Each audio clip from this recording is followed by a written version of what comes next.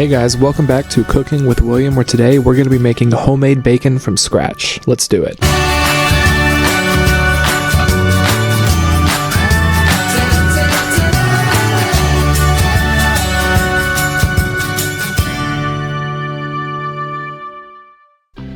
Alright, let's get this started.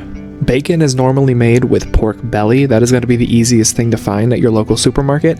However, for this video, I'm going to be using pork jowl. It's the cheek of the pig. I think it lends a very interesting flavor and texture to the bacon, but the recipe stays the same whether you're using jowl or belly.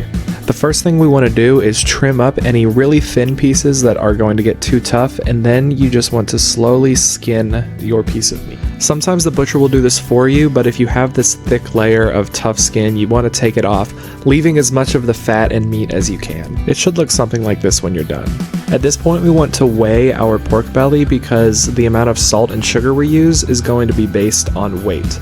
So I'm going to put mine on a kitchen scale here, and as you can see, it comes out to about 850 grams.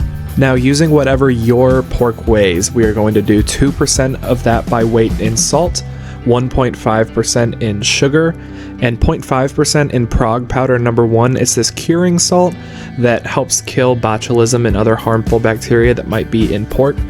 If you want to leave this out, you can, but just know that your bacon will only last a couple of days as opposed to a couple of weeks. I would also recommend not touching this directly with your bare hands. It's not dangerous in small amounts, but too concentrated, it can be toxic to humans. Now that we have our curing seasonings, I'm just going to add some fresh cracked pepper for flavor, along with some garlic powder and smoked paprika. This will also add a bit of color. Make sure you take the lid off. Now you just want to stir it until all of the different seasonings are nicely dispersed with each other and you have this nice homogeneous spice blend. So now we're going to take our spice blend and just completely cover your pork with it. You're going to use all of it, and anything you don't use you can just throw back in the bag, because remember, we weighed this out specifically, so it needs to be correct.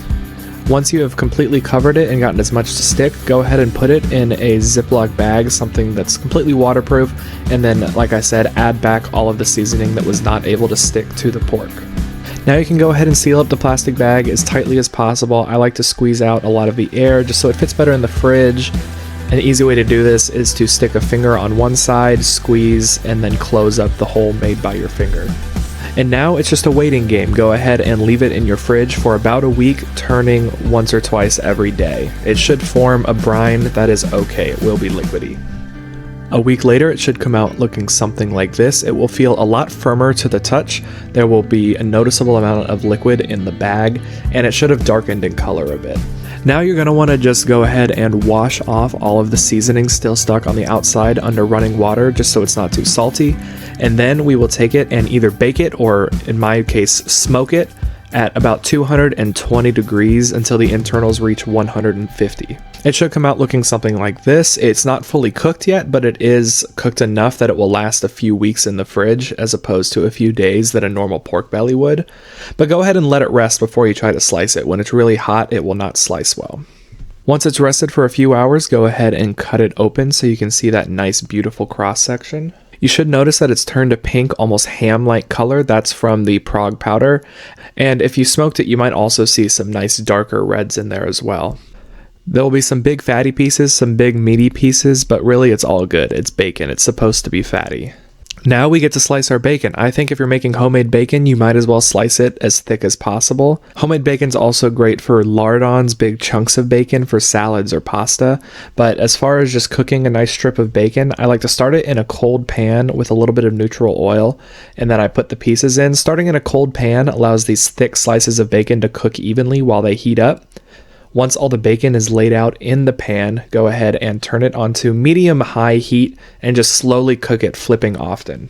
Just like any bacon, it will dramatically shrink in size. A lot of the fat will render out. That's really nice fat to save. If you're cooking something later in the day, I like to save it, or I have a jar of bacon fat in my pantry. But anyways, once they get nice brown and crispy like this, I like to drain them on a paper towel, and then you have some beautiful bacon.